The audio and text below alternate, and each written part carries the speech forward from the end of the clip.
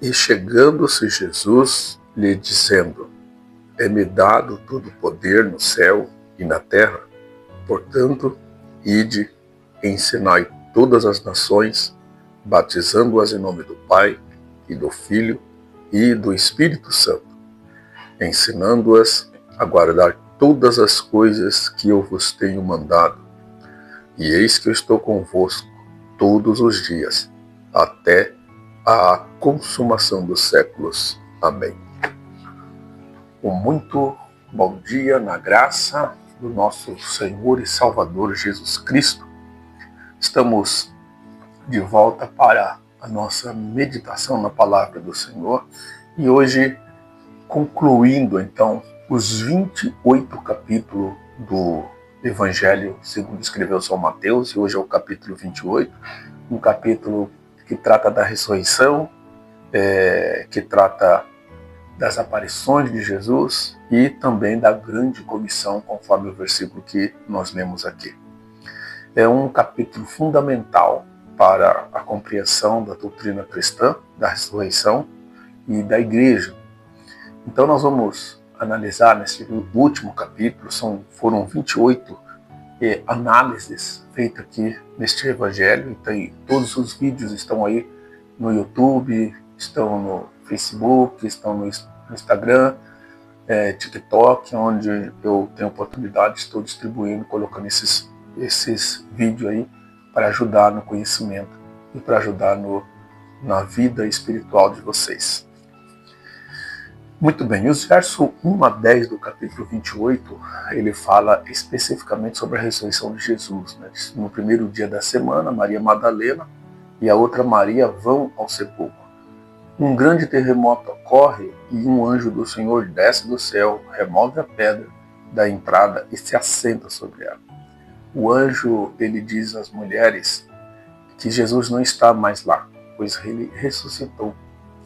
Ele instrui elas a ir rapidamente e contar aos discípulos que Jesus ressuscitou. À medida que as mulheres vão avisar os discípulos, Jesus aparece a elas, confirmando a ressurreição. O que isso nos ensina? A ressurreição é o evento central da fé cristã, confirmando Jesus como Filho de Deus e a vitória sobre o pecado. A vitória sobre o pecado e a morte. A reação das mulheres, passando do temor à alegria, reflete a mudança que a ressurreição traz à vida dos crentes. O segundo ponto deste capítulo é do verso 11 a 15, ele fala sobre o relato da guarda do sepulcro. Os guardas vão à cidade e informam os principais sacerdotes sobre o que aconteceu. Eles conspiram e dão uma quantia de dinheiro aos soldados para espalharem a falsa narrativa de que os discípulos roubaram o corpo de Jesus enquanto eles dormiam. Isso nos ensina que a mentira sobre a ressurreição revela a resistência dos líderes religiosos em aceitar a verdade. Mostra também como o medo e a oposição a Jesus continuam a manifestar-se mesmo após sua ressurreição. Nos versos 16 a 20, que finalizam este capítulo, nos fala da grande comissão. Os 11 discípulos vão à Galiléia, ao monte que Jesus lhes havia designado. Ao ver, alguns adoram, mas alguns duvidam. Jesus se aproxima e declara: toda autoridade me foi dada no céu e na terra. Portanto, ide fazer discípulos a todas as nações, batizando-as em nome do Pai, do Filho e do Espírito Santo, ensinando-as a guardar todas as coisas que eu vos tenho mandado. Jesus promete estar com eles todos os dias até a consumação do século. A grande comissão é um mandato para a igreja ir e fazer discípulos, enfatizando o evangelismo e a responsabilidade dos crentes de ensinar e batizar.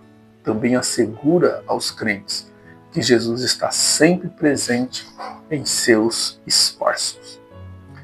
Mateus 28 é um capítulo decisivo que não apenas narra a ressurreição de Jesus, mas também estabelece as bases para o avanço da mensagem do Evangelho por meio da grande comissão. É um momento de transição que marca a vitória de Jesus sobre a morte e a responsabilidade da igreja de continuar seu trabalho na terra. Nós podemos aplicar este capítulo com o primeiro ponto falando sobre a celebração da ressurreição. A ressurreição de Jesus é o coração da fé cristã. Devemos vivê-la diariamente, celebrando sua vitória sobre o pecado e a morte em nossas vidas. Jesus é o único líder espiritual que é real e está vivo verdadeiramente.